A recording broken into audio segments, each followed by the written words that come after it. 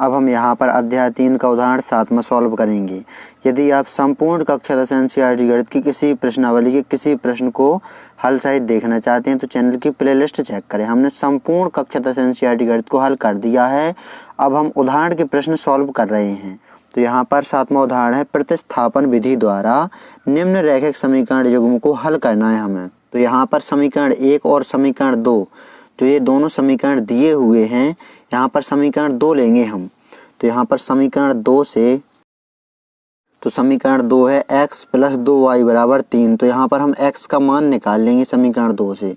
तो x बराबर के इस तरफ रहेगा और जो प्लस के 2y है इसको बराबर के उस तरफ पक्षांतरित कर देंगे। तो यहाँ पर x बराबर ये 3 ज्यों का त्यों रहेगा, प्लस के 2y बराबर के उस तरफ जाएगा तो हो जाएगा माइनस के 2y। इसे हम समीकरण 3 नाम दे देंगे। अब हम जो ये x का मान आया हुआ है ये समीकरण 1 में, जो ऊपर ये समीकरण 1 है, इसमें इस x की जगह पर रख देंगे। तो समीकरण 1 में x का मान रखने पर, तो समीकरण 1 में इस x की जगह पर x का मान रखेंगे तो ये 7 ज्यों का त्यों इंटू x की जगह पर x का मान 3 - 2y और माइनस के 15y ज्यों के त्यों और बराबर में 2 भी ज्यों का त्यों। आगे सॉल्व करेंगे। अब 7 का गुणा करेंगे इन दोनों में, 3 में और माइनस के 2y में। तो 7 × 21 माइनस 7 दूनी 14 इंटू y और माइनस के 15y और बराबर के 2। अब यहाँ पर प्लस के 21 हैं, इसको बराबर को उस तरफ पक्षांतरित कर देंगे और माइनस के 14y और माइनस के 15y इनको जोड़ देंगे। तो माइनस माइनस हो जाएंगे, जुड़ जाएंगे ये, लेकिन संख्याएं माइनस में ही रहेंगी। समान चिन्ह होते हैं तो संख्याएं जुड़ जाती हैं। तो 14y और 15y हो जाएंगे 29y, लेकिन चिन्ह रहेगा माइनस का।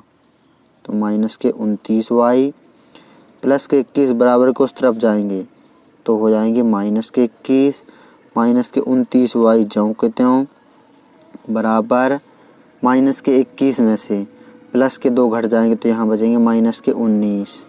अब यहाँ पर माइनस से माइनस कैंसिल। अब यहाँ पर जो 29 y के साथ गुणा में है तो इस 29 को बराबर के उस तरफ पक्षांतरित कर देंगे तो भाग में पहुँच जाएगा। तो 19 और बटे 29, तो ये y का मान आ गया। हमें x और y के मान निकालने होते हैं। रैखिक समीकरण युग्म के हल x और y के मान ही होते हैं। तो ये y का मान निकाला है तो एक आंसर हमारा ये आ गया। अब ये y का मान हम समीकरण 3 में रख देंगे इस y की जगह पर। ध्यान देना, समीकरण 2 लिया हमने तो यहाँ से x का मान निकाला। ये x का मान हमने समीकरण 1 में यहाँ पर इस x की जगह पर रख दिया। सॉल्व करते गए तो यहाँ पर y का मान आ गया।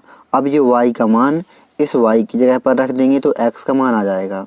तो समीकरण 3 में y का मान रखने पर, तो यहाँ पर सॉल्व करते हैं।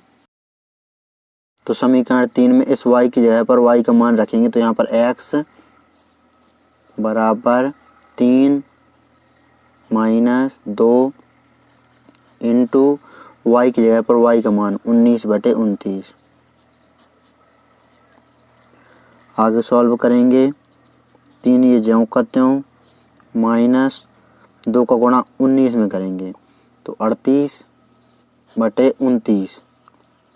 एलसीएम लेंगे तो यहाँ पर एलसीएम 29 आया। अब यहाँ पर 1 का भाग 29 में देंगे तो 29 और 29 का गुणा ऊपर 3 में करेंगे तो 29 दिया होता है 87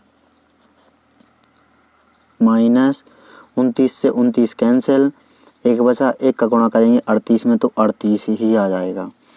अब यहाँ पर 87 में से 38 को घटा देंगे तो यहाँ पर 17 में से 8 घटाएंगे तो 9, 8 में से 4 तो 4, 49 आ गया और बटे में 29।